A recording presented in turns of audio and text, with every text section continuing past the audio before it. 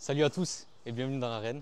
Aujourd'hui, on est accompagné d'un ancien combattant UFC, ancien combattant du Bama, monsieur Tom Duquesnoy. Yes. Enchanté. Merci pour ta présence. Yes. On va retracer un peu ta carrière. Et tout d'abord, je voulais commencer par une petite anecdote. Comme je t'ai dit juste avant, Ouais. on s'est croisés il y a quelques mois. Tu te rappelles sûrement pas. Je te montrerai la photo. À l'UFC Paris. Ah ouais, ça y est, ouais. T'avais pas la même coupe. Non, Rien à voir. je changeais. Et des lunettes aussi. Ouais, t'avais aussi Mais des c'est lunettes. Des lunettes de vue, sinon je vois rien. Je sais pas qui est-ce qui gagne, qui est-ce qui perd. C'était pour mieux voir la cage. Ouais, mieux voir le sang. T'as pas raté les KO, j'espère.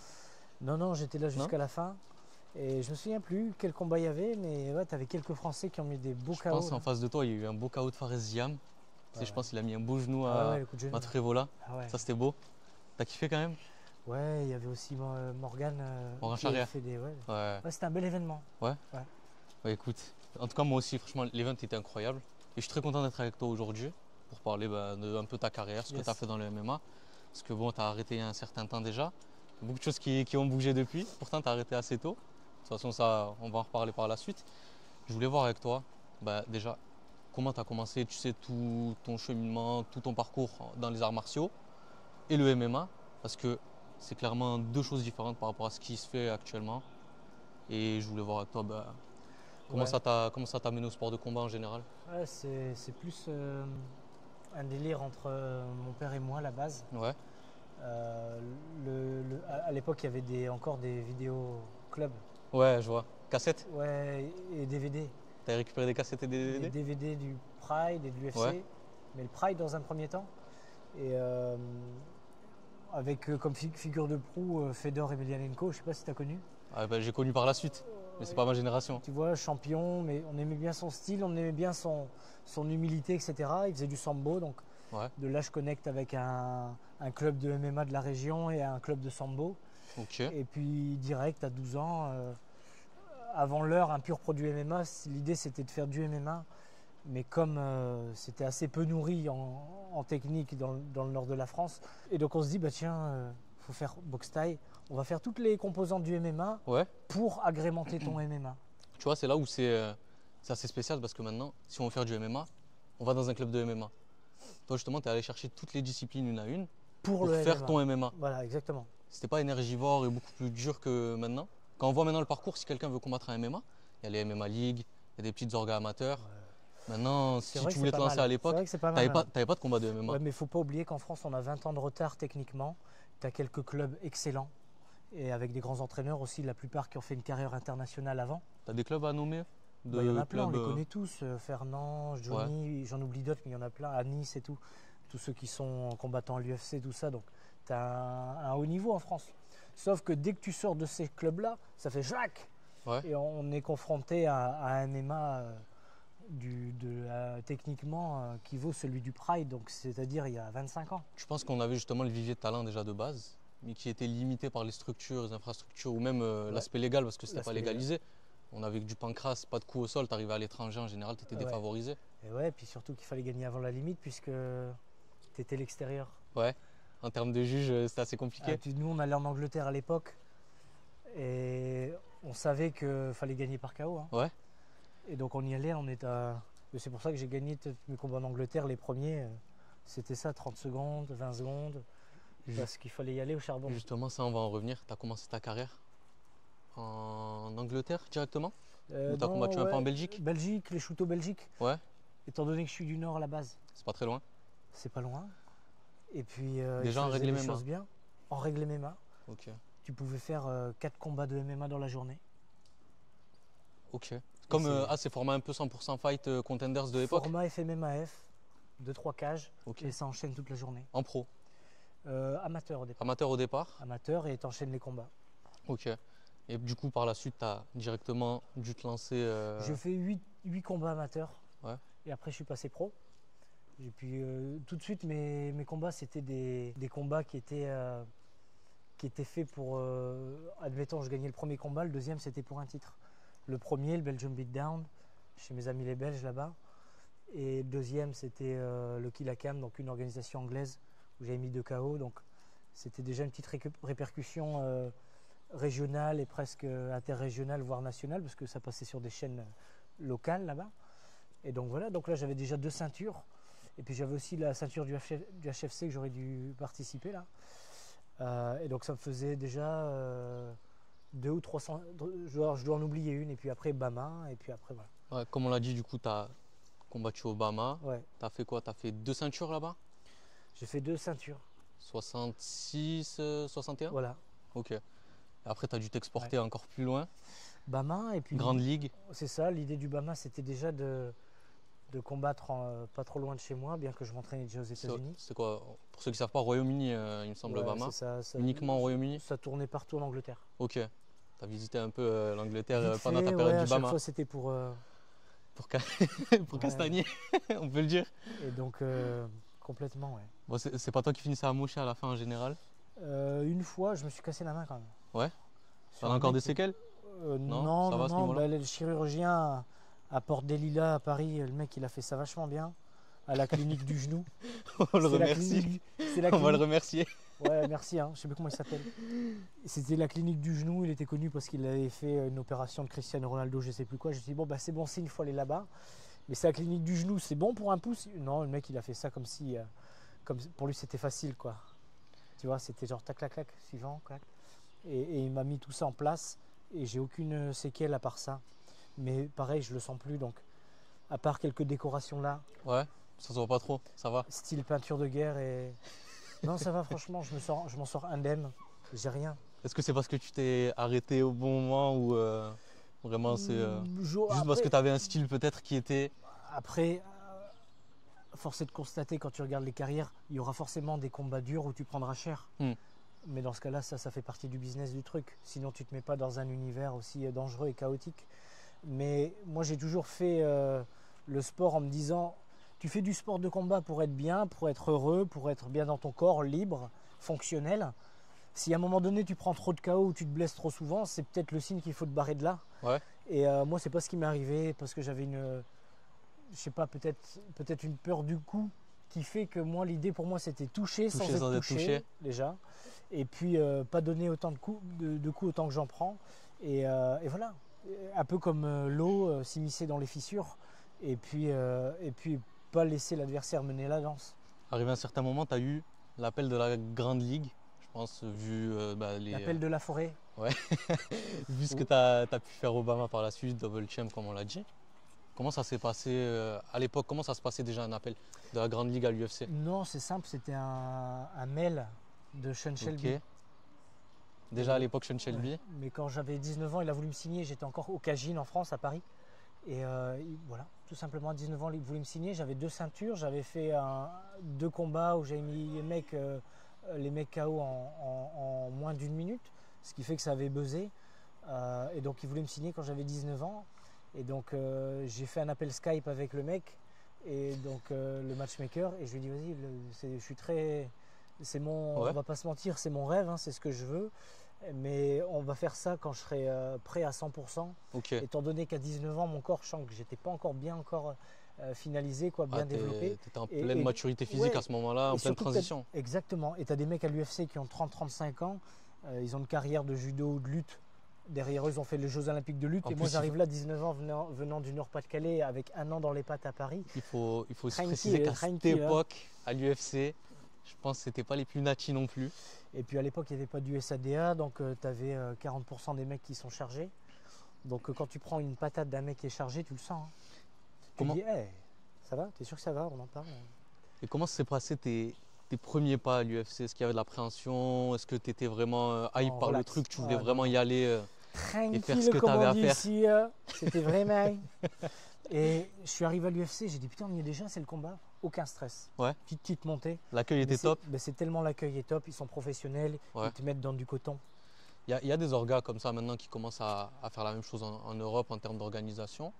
Je pense aux KSW qui sont connus énormément pour ça, pour leur organisation pro. L'UFC était déjà en avance là-dessus. Ouais. T'as kiffé tes premiers pas à l'UFC, tes premiers combats, c'est bien passé en plus de ce que j'ai compris. Bah, l'idée c'était de gagner. Ouais.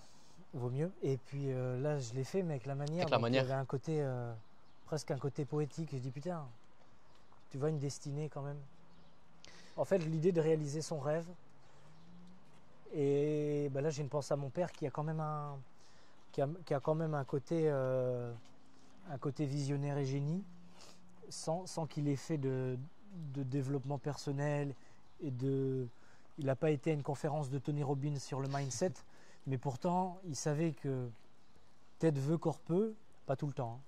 Mais si tu veux un truc, d'ailleurs, John Jones, il me l'a dit 10 ans plus tard, il m'a dit la même phrase, il m'a dit « If you really want it, you can have it ».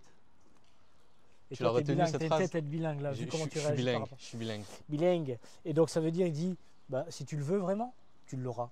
Donc juste la seule limite, c'est toi-même. Et donc, étant fort de cette compréhension-là, tu peux réaliser tous tes rêves.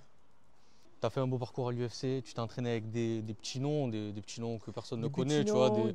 le Thomas Shida, peut-être John Jones, peut-être Yoel Romero, je sais pas, dans le lot. Il était venu une fois à s'entraîner avec John Jones. Ouais, des petits noms que personne ne connaît. C'est pas intéressant de s'entraîner avec eux. C'est des randoms. Étant donné qu'ils sont 4 fois mon poids. Ah, mais dans les mecs de ma caté, il y en a quand même. Hein. Quand on voit le coup de Yoel Romero à côté du tien, on comprend que le mec est venu de...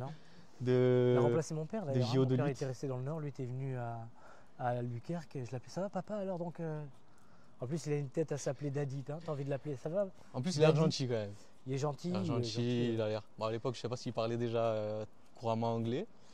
Mais avec la voix de Michael Jackson comme Mike Tyson. Voilà. Bon, c'était bien d'apprendre à leur côté. Dans ta caté en tout cas, est-ce qu'il y avait des combattants qui te challengeaient bien comme il faut? Ouais, j'ai tourné avec pas mal de monde. Hein. Il y avait une fois aussi Cody Garbrandt, il était venu, Cody No Love là. À l'époque c'était... Ouais, c'était le champion de la KT. Ouais. Après il y avait John Dodson que personne trop connaît, mais c'était le top 3 des 56 pendant très longtemps, toujours derrière Mickey Mouse. Mighty Mouse. Mighty Mouse. Le grand Mighty Mouse.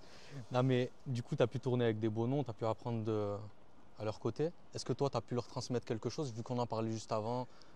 En France, il y avait un certain retard en termes d'infrastructure ou même en termes de technique. Ouais, mais toi, tu as pu leur apporter aussi le côté Frenchy dans ton style. Il y a le côté préparation physique un peu. Mais par contre, tu as un pied-point que tu n'as pas aux États-Unis. Hein. Ouais. Notamment Muay Thai. Muay Thai.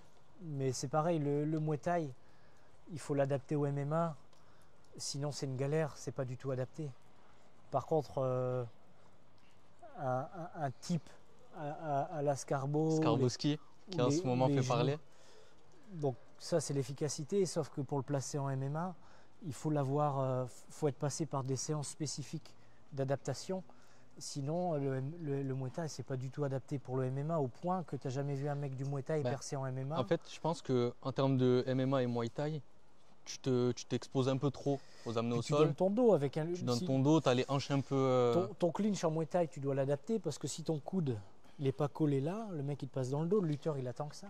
Sauf qu'en Muay Thai c'est ok, tu tombes par terre, tu te relèves. Mais en MMA, si c'est Khabib qui est au-dessus de toi... Je sais pas si tu as vu, il y a les frères Bouganem qui ont fait leur transition aussi vers le MMA. J'attends de voir aussi de leur côté ce que ça peut donner parce que faut dire que c'est des noms quand même dans le Muay Thai. Ouais. Est-ce que peut-être leur Muay Thai ne va pas être limité en termes de MMA et peut-être justement leur porter défaut? C'est ça qu'il faut voir aussi. Il faut adapter son style. Il faut l'adapter, les petits gants. Des fois, tu as l'impression qu'en Muay Thai, tu es bien avec les gros gants là, sauf qu'en MMA, tu as le dirty boxing, boum, et boum, ah merde, là le clinch, c'est compliqué. Mais j'aime bien Bouganem senior. Tu as pu déjà échanger avec eux peut-être Non, je parle du grand, le plus vieux. Mais j'aimerais bien le rencontrer, il est bien sympathique, puis une ouverture spirituelle, il est marrant. C'est ça. Et souvent les Belges, moi toute ma carrière à chaque fois, il y a mon pote Gaetano Pirello, puis il y en a d'autres aussi, mais les Belges, j'aime bien leur mental. Ouais, t'as jamais été loin de la Belgique de toute façon tout le long de ta carrière. C'est pour ça, la maison en briques rouges, la misère, les frites, la bière. Typique du Nord, bon là t'es dans le sud, on dirait pas, vu le temps. Ouais, on dirait pas. Hein. Mais c'est vraiment ce que tu as connu. Tu as décidé d'arrêter ta carrière aussi, après 3 combats, 2 victoires, 1 défaite contre un combattant qui est encore actif à l'UFC, Cody Stamann, qui a perdu contre Taylor Lapillus. Firekid n'avait plus la flamme peut-être, tu n'avais plus l'envie, tu n'avais plus la passion. Je sais pas, moi je fonctionne de manière cyclique. Et là j'arrivais à un cycle, une fin de cycle où je me disais, là j'ai réalisé mon rêve, j'ai fait ça, je peux continuer, monter top 10, top 5, voire. étant donné que je m'étais entraîné avec des mecs du top 5 et que je voyais que C'était pas très loin. la différence, elle se faisait plus au niveau du physique. Donc il aurait fallu que je passe à encore une autre Parce dimension qu'on le rappelle, physique. quand tu as arrêté à l'UFC, tu étais encore assez jeune, même très jeune, je 24. pense. Ouais, 24 ans. En termes de physique, tu n'étais pas encore Il arrivé aurait au fallu que top je de monte ta à maturité. 66 kilos. 66 kilos, Eh c'était ouais. envisageable pour toi? Ben, c'est surtout que j'avais pas le choix parce que 61 kilos, de 71 à 65 kilos, ça allait, mais les 4 derniers kilos, c'était le chemin de croix, c'était En plus, on n'avait pas toutes les connaissances en cutting qu'on a actuellement, je pense. la Si. divine comédie de Dante. Parce que tu passais par des états qui sont toujours les mêmes. La répétition, elle est bien quand tu as un objectif derrière, mais quand l'objectif derrière, il n'est plus une raison suffisante, tu n'as plus envie de te mettre à un tarif comme ça en termes de... Parce que le MMA, c'est simple, c'est bien le MMA, hein, faites-en. Mais si tu parles de vraiment haut niveau, c'est éprouvant. celui qui sera OK de perdre le plus, donc de faire le plus de sacrifices, qui l'emportera. Ouais. Maintenant, dans une vie où tu as 70 années à vivre, jouir de tes sens, être bien dans l'instant et pas toujours penser au lendemain, c'est-à-dire le combat, le poids à perdre, l'adversaire à combattre et à gagner. Bon, il me semble qu'il y a autre chose à aller voir. Dans mon cas, je parle, étant donné que je faisais ça depuis l'âge de 12 ans. C'est pas 10 combats que j'ai fait en professionnel, moi, c'est 250 en tout et pour tout. Parce qu'on voit, par exemple, si on regarde ton palmarès en MMA, on voit 16 victoires, 2 défaites, un no contest. Mais bien avant, tu as déjà combattu, je pense, 200 fois, que ce soit en amateur, en Muay lutte, Thai, en amateur, en lutte. boxe thaï, en full contact, en boxe anglaise, en jiu-jitsu, en boxe éducative, en tout. J'ai même fait un combat de full contact en professionnel une fois. C'était toute ta vie au final, le sport, les C'était arts martiaux en toute ma général. vie, le sport et les femmes. Ça, c'est un autre sujet, ça. Le On en sport. parlera peut-être après. Mais donc, en off. Ouais, en off, en off. Et donc, non, mais les deux vont bien ensemble. Et puis surtout, en MMA, il y avait Les femmes et le MMA? il y avait quelque chose, parce que là, je reprends le sérieux, pour Ouais. au moins 10 secondes. C'est que. Il y a une femme avec un collant rose qui passe, qui vient de Candyland. T'as vu le petit truc là-bas? Juste là-bas. Et le MMA, on dirait que c'est le MMA, quoi, Mixed Martial Arts. Mais c'est tellement plus. Déjà, spirituellement, le MMA, même en yoga, même en danse, ou même dans tous les arts qui concernent le corps ou la méditation, il n'y a pas un moment, il n'y a pas l'épreuve du feu du MMA. C'est-à-dire que le MMA, à un moment donné, il y a 10 000 personnes. Tu vois, tu as quitté le confort du vestiaire, tu n'es pas encore dans le tumulte de la cage, et tu es là. Et là, tu as la même discussion, tu as la même introspection. Tu n'es sûrement pas connaître, mais la Bhagavad Gita, qui est un récit poétique qui vient d'Inde, où le mec, il est face à... Est-ce que je dois... Comment je suis en train de me liquéfier, c'est tellement dur et je ne peux pas abandonner. Comment je fais? Donc à ce moment-là, de trouver les ressources pour y aller au charbon, parce que tu t'y es engagé, donc tu sais que tu vas y aller, mais à la fois, tu as tout ton mental qui commence à te duper, et une espèce de tachycardie presque fatale, et puis des pensées intensives qui commencent à aller en boucle, et ben ça c'est bon, tu vois, dans notre société où les gens, ils savent plus trop, est-ce qu'ils doivent prendre des drogues, ou alors est-ce qu'ils doivent être addicts à l'argent, ou est-ce qu'ils doivent être... Ils savent plus trop où ils en sont de ce que je vois. Hein. Et ben, avoir ça, mais c'est hyper ludique, et tu as accès à une puissance. Même dans les mangas où ils font des boules d'énergie et où ils se les envoient dans la gueule, il n'y a pas ça. La sensation, tout le monde parle du résultat, j'ai gagné, j'ai perdu. Personne parle de la sensation, alors que la sensation du combat, c'est le nec plus ultra. Du coup, on a parlé un peu de ta fin de carrière. Maintenant, on va parler de ce que tu fais, ce que tu as fait directement après ta carrière. Ouais. Et tes projets à venir, peut-être. Ça s'est passé comment? La fin de carrière, tu t'es regardé à la fin, tu t'es dit, Tu t'es je vais faire quoi regardé dans la maintenant? glace. Ouais, tu te regardes, t'as vu quand tu te lèves le matin, tu te regardes à la glace? Qu'est-ce que je vais faire aujourd'hui? Tommy. You're fucking talking. Bam, et tu pètes et tu pètes le miroir et tu te défonces le... Les phalanges. Et ouais, moi je me suis défoncé celle-là, j'en suis pas à ça près. Hein. Et je regarde parce que j'ai des cicatrices que j'ai jamais vues. Non, mais c'est venu plus comme un non-événement, c'est-à-dire à un moment donné, je dirais pas comme une envie d'aller aux toilettes. Ouais, Mais non, si quand tu même veux, pas. j'avais profité d'une blessure aux côtes Ouais. pour m'investir davantage dans, dans une recherche que j'avais commencé avant que la blessure n'arrive. Et, euh, et voilà, moi je sais pas comment te résumer. Il y a eu des rencontres, il y a eu des pratiques spirituelles plus ou moins intenses. Et avec ces deux piliers-là, il semblerait que j'avais envie de me taire et et de prendre des vacances sur moi-même. T'as voyagé, t'es allé aux Voyage, États-Unis, tu m'as dit t'as vécu voyage. à Malte. J'ai vécu à Malte, j'ai vécu un peu partout dans le monde. T'as jamais arrêté de t'entraîner? En MMA, j'ai arrêté pendant 7 ans. J'ai pas mis un coup de poing dans le sac pendant 7 ans. Est-ce que le retour a fait mal? Est-ce que t'as Non, senti que t'étais rouillé? j'y allais tranquille. Ouais. Après, je faisais pas de MMA. Par contre, je faisais du yoga, je faisais de la mobilité, je faisais quand même, je m'entretenais, quoi. Il y avait un côté aussi de l'alimentation. J'ai toujours eu cette recherche alimentaire de tiens, c'est mieux de manger quoi, ci ou ça. Tiens, je vais essayer que les fruits.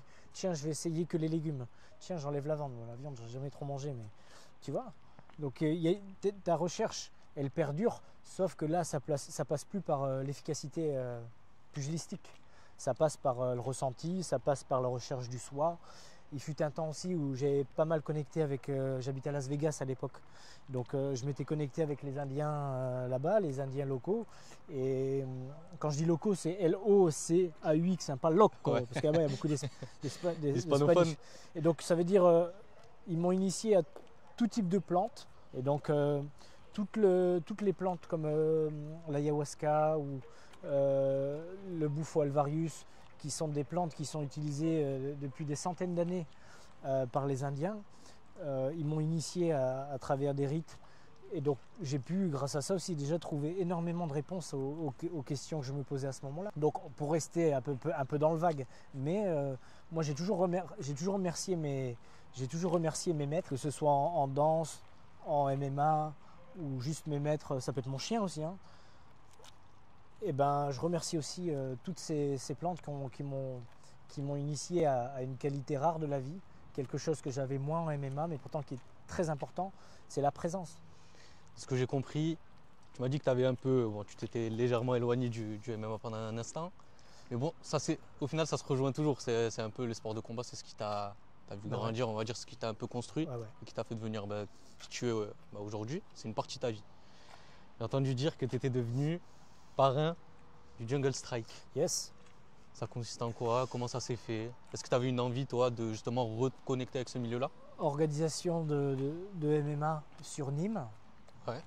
Et avec l'organisateur, Jordan? on s'est liés d'amitié et on partage des valeurs proches sur la vie et sur le sport de combat, puisque c'est ça qui nous a fait connecter, puisqu'il suivait ma carrière à l'époque.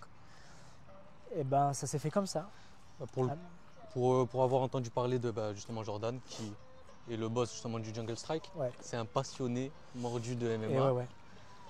Ça a matché avec toi directement. Il a un côté créatif, de voir les choses en grand, avec des valeurs de progrès, un objectif dans le futur, une attitude dans le présent et une posture de travail et d'humilité face au travail qu'on partage. Donc à partir de là, il m'a dit tiens, fais ça. Bon, on a fait ça ensemble, hein. On a fait aussi une vidéo qui va sortir bientôt.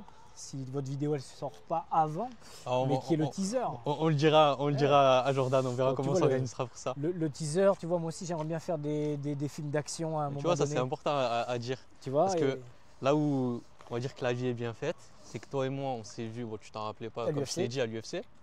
Et on a du coup une relation en commun, Voilà. Vids Motion, que on connaît en C'est commun, ça. qui va peut-être travailler avec toi par la Avec suite. qui on va faire des clips de combat et marquer un peu cet univers du combat. Et mettre en valeur un peu tes qualités de danse et martiale, on va dire. De chorégraphie de combat, parce que comme ça fait quand même 4 ans que je fais de la danse, je dirais pas que la danse aide pour un combattant MMA, par contre ça le nourrit d'autres choses.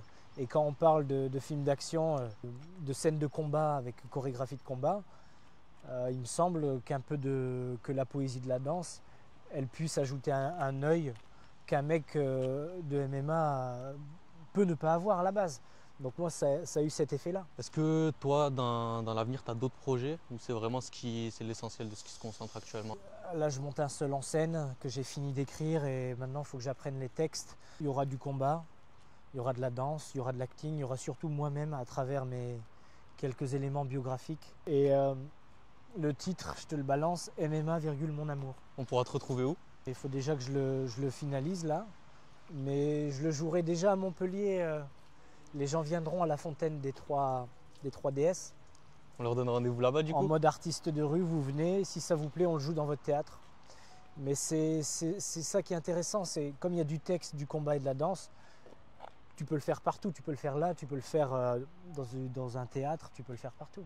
Maintenant j'ai une dernière question, juste pour me faire rêver un peu parce que moi j'ai kiffé Fire Tu veux que je Kid te mette un low kick? Non, pas de low kick, pas de low Est-ce kick. qu'ils font des trucs comme ça aux Non, États-Unis? non. Ou alors ils aiment bien se faire étrangler et tout. Non, j'ai vu ça, où ça demandait des low kicks à John Jones et tout, mais c'était Ouais, fou. ok, j'ai compris, un coup de coude. Non, là c'est une Bouge pas. question, non ça ira. Tu as vu, j'ai l'arcade déjà faite ici, on va s'en passer. L'autre j'ai pas envie de la faire. Une question pour me faire rêver parce que moi je regardais des combats de toi quand j'étais plus jeune comme je t'ai dit. Est-ce qu'un retour de Fire Kid, même si je connais déjà la réponse, en France pour un combat MMA en France, ça te ferait pas rêver? Non, mais tu sais quoi? T'imagines un événement de MMA dans les arènes de Nîmes quand même? C'est beau. Incroyable. Hein. Tu le ferais? Mais non, c'est plus moi. C'est terminé. Je connaissais déjà la réponse. C'est terminé. Si j'avais envie de combattre, je combattrais. Je le ferai maintenant, je serai en mode préparation, on parlerait Ouais. même pas. Ou alors si, tu viendrais me filmer pendant ma préparation. Obligé. Non, maintenant c'est autre Je chose. viendrais prendre des low kicks. Ouais, c'est ça. Et puis tu sais, dans la vie, le MMA c'était ma première amoureuse. Il n'est de si bonne compagnie qui ne se quitte. Tu reviens jamais vers tes ex? Si, pour dire un petit coucou. Ouais, juste ça. Ouais, Et, ça va, bonne année. Voilà, bonne année, comment ça va depuis? On se recroise à l'occasion. Et donc, le MMA, je suis toujours dedans. Ouais. Mais maintenant, c'est la recherche technique. Les coachings. Les coachings, c'est initier des personnes qui veulent goûter ce que c'est que le combat. Parce qu'il faut le dire, pour les personnes qui voudraient peut-être pratiquer le MMA, tu fais des coachings où ça, sur Montpellier? J'accompagne des gens qui ont un projet sérieux de progresser en MMA. Ouais. Mais je ne peux pas avoir 100 personnes si tu veux. Donc c'est des gens qui sont vraiment sérieux. Et s'ils veulent me contacter, ils me contactent sur Instagram, on en parle. Bon, de toute façon, on mettra tes réseaux à l'écran ou même dans la description, pas de souci, on les mettra. Et je baigne. Voilà.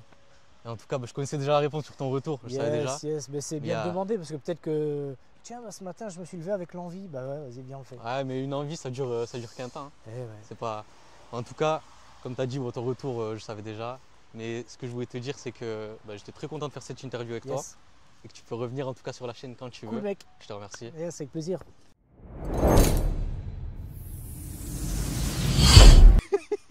Ah, tu veux des coups de tibia?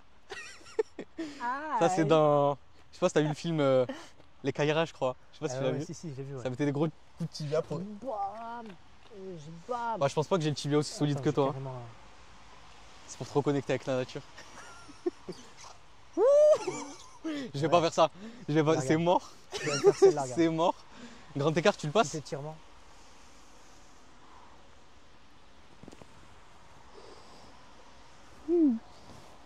Attention, ça retombe après. Ah, j'ai déjà mangé un up kick une fois. Ah ouais, ça fait mal. Ça fait mal. Hein. Tu manges un coup de Ça massue. tombe là, bam. Ouais, tu manges un coup de massue. C'est là que tu t'es fait ton. Je l'ai tapé ici, là. Il m'a tapé haut du crâne. Je pense que c'est pour ça que mentalement ça tourne pas rond. T'as des anecdotes drôles UFC ou combattants Ah, qui t'ont j'en ai marqué? plein. Un truc vraiment qui t'a. Tu t'es dit c'est une dinguerie, c'est abusé. John Jones, il faisait que des dingueries. Il faisait quoi comme dinguerie? Bah, une En fois, plus, ça n'a rien à voir avec ton style de vie à toi. Ouais, mais moi je Non, traînais rien à pas voir. avec. Pourquoi? Parce qu'il sortait le soir et moi j'étais levé tôt le matin. Ouais, vous avez une passion en commun, je pense, les femmes. Je sais pas, ou le coup. Ouais, ça on sait pas. Ça on sait pas. Non, Mais ceci ne nous regarde pas. Cela ne nous regarde pas. Non, John Jones, on avait un grand respect et on avait des petits échanges courts et bien. Mais on n'était pas codés de la même manière. Ouais. T'avais des mecs avec qui t'étais plus proche que John Jones à l'époque? Ouais, Holly Holm par exemple. Holly Holm, grande combattante. Holly Holm, on était. Pourquoi tu sais quoi ce petit T'as sourire? toujours les meufs? Ah bah, Ah, je rigole. des longs cheveux, c'était la fille on appelait du prêcheur En plus, elle, c'était une boxeuse de base. hein. anglaise. Ouais, boxe anglaise. hein. Une bonne boxeuse. C'est Ouais. comme ça qu'elle a fait son trou, c'est comme ça qu'elle a Ouais. battu Andara aussi. Ouais. Après, elle lui a mis un high kick. Un kick, ouais. Mais ouais, t'as quoi encore comme. T'as des petits combattants qui t'ont marqué là-bas? Un qui était Diego Sanchez, il était dur, on se faisait des grosses guerres. Je le marbrais, pourtant. Tu le marbrais? Ça- Il te ça marbrait marche. aussi un peu? Ouais, c'était kiff-kiff parce Ouais. qu'il était lourd. Hmm. Après, Cody Garbrandt, on s'est fait des bonnes guerres. Chad Mendes, avait un moment TJ Dillashaw, parce que j'habitais aussi à Sacramento. Ouais. Et à l'Alpha-Mal, tu avais Chad Mendes, Cody Garbrandt, Urija Faber, TJ Dillashaw à un moment. Puis d'autres de l'UFC qu'on connaît C'était pas. concentré dans des KT en que plus. des KT légères. Ouais. Et donc, ça allait. Hein. T'as déjà tourné avec Mighty Mouse? Non. Demetrius Johnson, jamais? J'ai tourné avec le Chinois en 61 qui est très fort en ce moment-là. Qui met KO tout le monde, mais qui Song a perdu. Yadong? Yadong Song. Ouais, il y a donc Song. Il était fort aussi. Il tape fort lui. Mais ouais. Mais à l'époque, il était jeune du coup. Bah non, vous devez avoir le même âge en fait. Le même âge. Lui il venait de Chine, il commençait à peine l'UFC. Ouais, en plus, Il y avait aussi Saïd Nurmagomedov aussi, on tournait pas mal. ça c'est beau. Après, c'est d'autres gars, mais ils sont WSOF, enfin, c'est des Ouais. grosses orgas aux États-Unis. Ouais, aux mais États-unis. Tu vas pas les connaître, mais Ouais. ils sont aussi forts.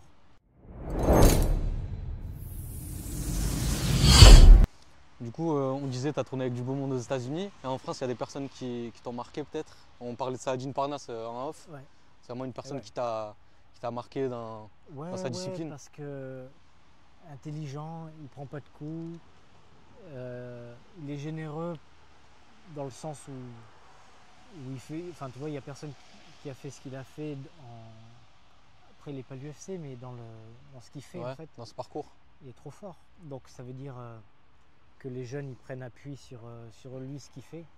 C'est-à-dire pas forcément suivre le chant des sirènes qui dit va à l'UFC pour finalement être payé à la fronde, mais pour voilà, mets les tiens à l'abri, étant donné que demain tu es peut-être blessé et tu combats plus. Ouais, tu sais pas ce qui t'attend. Il faut vite banquer, vite banquer. Surtout dans le sport. Et surtout, règle numéro 1, pas s'occuper des fans. Et c'est une forme de gangrène et de vendre ton âme, mais plutôt de t'occuper de ta famille. Et après, tout se fait tout seul. À l'époque, il y avait Saladin Parnasse qui montait bien et qui était déjà très haut. Et Il y ouais, avait mais Mansour Barnaoui, comme tu me disais. Ça là, je sais parce que je tournais avec. Ça se Et passait bien les sparring avec lui On s'est à pris l'époque? on s'est pris d'amitié, puis ça a été mon dernier sparring pour mon dernier combat. Il est même venu dans mon coin. C'était l'homme de coin avec David et Bourama à mon dernier combat à l'UFC. Donc quel sparring de luxe que Ouais, à d'avoir. l'époque, Ça devait aller, en tout cas en boxe, ça Et devait même à aller. l'époque, il était déjà fort comme là maintenant. Hein. Ouais. Et il était plus léger, je pense, Ouais, plus rapide. ouais, mais il était déjà. Mais là, j'ai l'impression que ça n'a pas bougé au niveau rapidité. Il a pris beaucoup plus de force. Et peut-être en fight IQ, il a dû aussi prendre beaucoup. Ouais. Mais ça devait cogner quand même les entraînements Très ensemble. fort, très fort. Et en lutte, sol avec lui, ça se passait déjà bien à l'époque? T'as tourné un peu en grappling? On se neutralisait en lutte. Je veux Ouais. dire, lui était une KT au-dessus, mais on se neutralisait en lutte. Après en pied-point, c'était à celui qui allait placer ses coudes et son clinch et il Ouais. était dur à attraper. Et lui qui te met dans une distance qui est la sienne et pas la tienne. Ouais. Donc il te pourrit le combat. Donc c'est en ça qu'il est intelligent. Ouais, il a une bonne gestion. Puis tu avais Mansour aussi qui était. mec, Mansour, que tu alors là, pouvais- t'as déjà que tourné tu avec lui? pouvais- Pendant des années. Ah, mais là, On se retrouvait au niveau, Cagine à 9h du matin, on faisait un 5x5 et dur. niveau gabarit, en plus, Mansour et toi, Lui, il prend les c'est coups. distance, ça devait être dur. Ouais, Lui, il il allait prend les plus à coups. la guerre. Mais le sol, Mais son sol, il est exceptionnel. il est empoisonnant. hein. Il est exceptionnel. Quand il te prend le dos, je pense que tu C'est ça. t'en sors Et pas le indemne. cardio. Ouais, déjà, en plus, ouais, il est infatigable. Mais en plus, il avait combattu Makhachev à l'époque. Pour moi, j'ai regardé le combat maintes et maintes fois. C'est bizarre. Ah ouais. Mais comme tu l'as dit, quand tu vas combattre à l'étranger, En Russie, il faut gagner avant. c'est toujours Et nous, bancal. on combattait en Angleterre, il fallait toujours gagner avant. Et en plus, ces combats, c'était ring semi-cage Et ouais, octogone avec ring. un petit grillage en dessous. C'est vraiment mal foutu Et ouais. pour l'époque. Mais il y a encore ça, je trouve, au Rising. Et ouais. Mais c'est pas adapté au MMA. C'est là où on voit que le MMA a beaucoup évolué, quoi.